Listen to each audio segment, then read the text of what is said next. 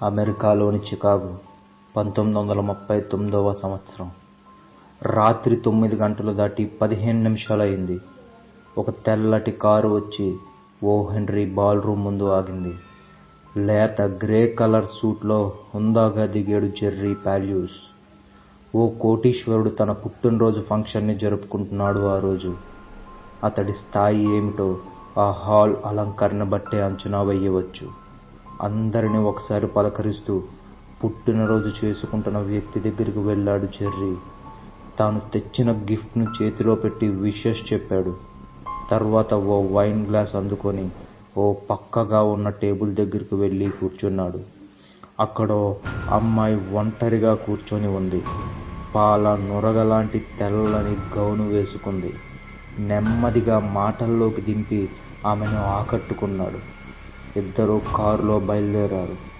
దారి పొడవునా కబుర్లలో మునిగిపోయారు. కాసేపటి తర్వాత అంది, "ఇక్కడ ఆపండి, నేను దిగుతాను." "ఓష్, ఎక్కడేనా మీ ఇల్లు?" "అవును, మళ్ళీ కలుద్దాం." "ఎప్పుడు?" అన్నాడు జెర్రీ. "మీరు ఎప్పుడంటే అప్పుడే" అనేసి జింక పిల్లలా చెంగు చెంగున వెళ్ళిపోతుంటే జెర్రీ మనసు విహంగమై ఊహాలోకాల్లోకి ఎగిరిపోసాగింది. తన పిచ్చికి తనలో తానే నవ్వుకొని చేతులు స్టీరింగ్ మీద వేశాడు. కార్ స్టార్ట్ చేస్తూ మేరీ వెళ్ళిన వైపే చూశాడు. అంతే, అతడి ఒళ్ళు జల్లుమంది.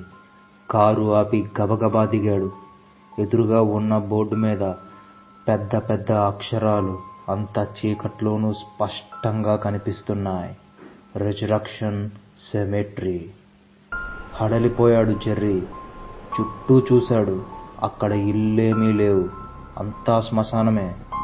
మేరీ అక్కడెందుకు దిగింది? ఎక్కడికి వెళ్ళింది? కొంపతీసి కాటికాపరి కూతురా? ఇక ఒక్క క్షణం కూడా నిలబడలేకపోయాడు జెర్రీ. ఒళ్ళంతా చెమటతో తడిసి ముద్దయిపోయింది. గుండె వేగం హెచ్చింది. గబగబా కారెక్కి స్టార్ట్ చేశాడు. క్షణాల్లో అక్కడి నుంచి దూసుకుపోయాడు. పాపం జెర్రీకి తెలియదు ఆమె ఎవరో. తెలిసి ఉంటే అసలు ఆమెతో పరిచయం చేసుకునేవాడే కాదు. ఆమెకు లిఫ్ట్ ఇచ్చేవాడు కూడా కాదు. ఇంతకు ఆమె ఎవరు? ఆ రోజు రాత్రి జెర్రీకి జరిగిన అనుభవం అతడికి కొత్త కావచ్చు. కానీ అప్పటికే చాలామందికి అలా జరిగింది. కానీ ఎవ్వరూ నోరు మెదపలేదు. తొలిసారిగా జెర్రీ తన అనుభవాన్ని అందరితో మేరీ కథ ప్రపంచానికే తెలిసి వచ్చింది. చికాగోలోని ఓ హెన్రీ బాల్ రూమ్కి రిజరక్షన్ సెమెట్రీకి మధ్య ఉన్న దారిలో ప్రయాణించిన చాలా మందికి తెలుసు మేరీ గురించి. తెల్లని గౌన్ వేసుకొని రోడ్డు పక్కన నిలబడి లిఫ్ట్ అడిగేది. ఎక్కించుకున్న వాళ్ళని శ్మశానం దగ్గరకు వచ్చాక ఆపమనేది. ఆమె ఆపమన్నది శ్మశానం దగ్గరని వాళ్ళు తెలుసుకునేసరికే మాయమైపోయేది. ఆ విషయాన్ని చాలామంది చాలాసార్లు చెప్పారు. కానీ అది భ్రమ కావచ్చు అని అంతా కొట్టిపారేశారు. కానీ జెర్రీకి కలిగిన అనుభవం గురించి విన్న తర్వాత అవాక్కయ్యారు. ఆమె తనతో రాత్రంతా డాన్స్ చేసిందని, తాను ఆమెను ముద్దాడానని కూడా చెప్పాడు జెర్రీ. దాంతో అందరికీ మేరీ అనే దెయ్యం ఉందనే విషయం అర్థమైంది. దాంతో ఆ దారిలో వెళ్ళాలంటేనే భయం మొదలైంది. విషయం తెలియని వాళ్ళు వెళ్ళేవారు, మేరీ బారిన పడేవారు. ఓసారి ఓ టాక్సీ డ్రైవర్ ఆ దారిలో వస్తుంటే శ్మశానం గేటు లోపల ఒక అమ్మాయి కనిపించింది. గేటు ఓచలను వంచడానికి ప్రయత్నిస్తుంది. దాంతో వెంటనే దగ్గరలో ఉన్న పోలీస్ స్టేషన్కి వెళ్ళి ఎవరో అమ్మాయి పొరపాటున శ్మశానంలో ఇరుక్కుపోయిందని, గేటు తెరవడానికి ప్రయత్నిస్తుందని చెప్పాడు డ్రైవర్. తక్షణం ఇన్స్పెక్టర్ అక్కడికి వెళ్ళాడు. ఎవ్వరూ కనిపించలేదు. కానీ 2 ఓచలు వంగిపోయి ఉన్నాయి. వాటి మీద వేలిముద్రలు కనిపించాయి. అవి మనిషి ముద్రల్లా లేవు, విచిత్రంగా ఉన్నాయి. దాంతో పరిశోధన మొదలైంది.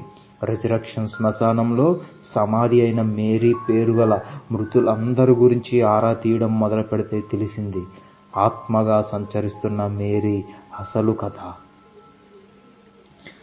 ఆమె పేరు మేరీ బ్రైగోవి. చికాగోలోనే నివసించేది. 1934లో ఓ రోజు రాత్రి తన బాయ్ ఫ్రెండ్తో కలిసి ఓ హెన్రీ బాల్రూమ్కి వెళ్ళింది. అక్కడ వారిద్దరికీ చిన్న తగాదా వచ్చింది. ఆ సమయంలో బాయ్ ఫ్రెండ్ ప్రవర్తించిన తీరు ఆమెకు మనస్తాపం కలిగించింది. ఎంతగానో ప్రేమించిన వ్యక్తి తనతో అనుచింతగా ప్రవర్తించడంతో తట్టుకోలేకపోయింది. ఏడ్చుకుంటూ బయటకు వచ్చేసింది. ఒంటరిగా ఇంటికి బయలుదేరింది. కాస్త దూరం నడిచిందో లేదో ఓ ట్రక్ వచ్చి ఆమెను గుద్దేసింది. క్షణాల్లో మేరీ ప్రాణాలు అనంత వాయువులో కలిసిపోయాయి.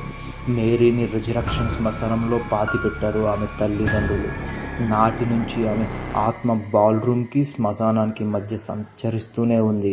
లిఫ్ట్ అడిగి అందరినీ బయటపెడుతూనే ఉంది. కానీ ఏ ఒక్కరోజు ఎవ్వరికీ హాని మాత్రం చేయలేదు. అయితే ఏమైందో ఏమో గాని 1999 తర్వాత కనిపించడం మానేసింది మేరీ. ఆమె ఆత్మకు విముక్తే లభించిందో లేక మరేదైనా కారణముందో తెలియదు. కానీ మేరీని చూశామని ఆ తర్వాత ఇంకెవ్వరూ చెప్పలేదు. మేరీ ఏమైంది? ఎక్కడికి వెళ్ళింది?